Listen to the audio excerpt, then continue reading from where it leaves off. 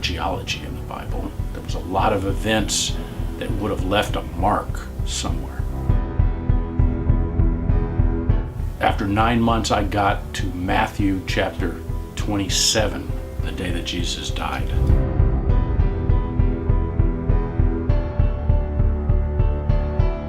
And when Jesus had cried out again in a loud voice, he gave up his spirit. At that moment, the curtain of the temple was torn in two from top to bottom. The earth shook and the rocks split. I kept reading. About 36 hours later, I read in Matthew chapter 28. After Sabbath, at dawn on the first day of the week, Mary Magdalene and the other Mary went to look at the tomb. There was a violent earthquake. What the heck it is that happened on that day?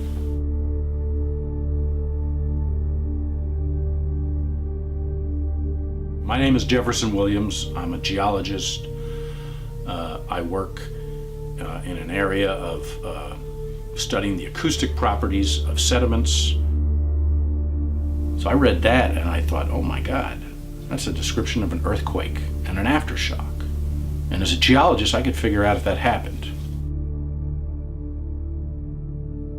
The Dead Sea had a very complete earthquake record. The greatest earthquake record on Earth was contained in the sediments of the Dead Sea. And there was an earthquake from around the time Jesus died, an earthquake known as the Jerusalem quake. So I went down to the Dead Sea and looked for that earthquake. The first thing I worked out was the magnitude. And the magnitude of the Jerusalem quake was about a 6.5, and it was centered in the south part of the Dead Sea. Now, by the time the shaking got to Jerusalem, say 30, 40 miles away, it wouldn't have been as intense as at the epicenter. But it was sufficient shaking to create the effects described in Matthew. Then later I worked on trying to figure out the year. Dead Sea sediments are varved. This is an example from the Jordanian side. These are light and dark layers, and each one of these light and dark layers represents approximately 1 year of deposition. And then in between these light and dark layers are these deformed layers. They're deformed by earthquakes.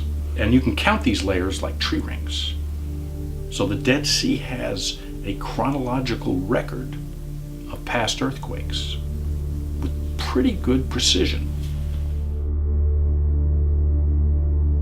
I counted the varves up to the Jerusalem quake at a location called En Gedi, and I came up with a date of 31 AD, plus or minus 5 years. In other words, between 26 and 36 AD. I published that in a peer-reviewed journal in 2012. So 26 to 36 AD is when Pontius Pilate was ruling Judea. And that's also the time when Jesus died. Now I'm trying to figure out what time of year the earthquake occurred. You see, in the Dead Sea, because it's a dry area, when there's an earthquake, it kicks up a dust cloud. And the dust cloud will form a thin draping of dust right on top of the seismically deformed layer. And that dust cloud pulls dust and pollen off of the ground. And that pollen tells us the time of year, because certain plants are blooming at certain times of year, and that's the pollen that's on the ground.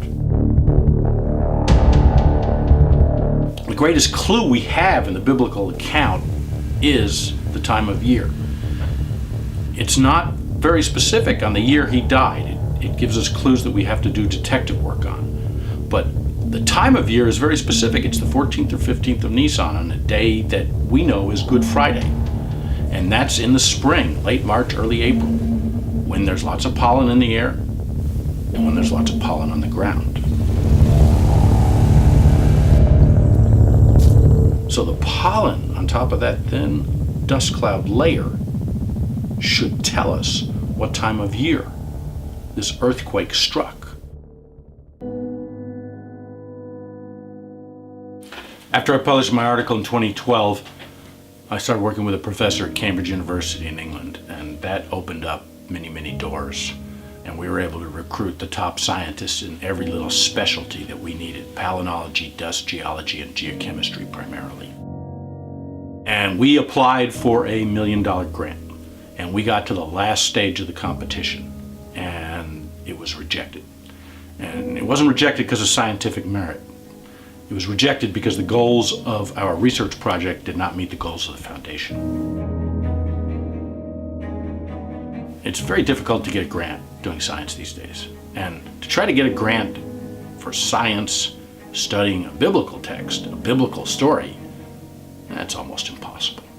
Some people say I should go to a church, but there's a problem there: a potential conflict of interest.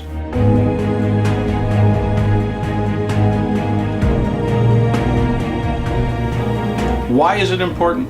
I don't know why. I have a drive to try to figure this out.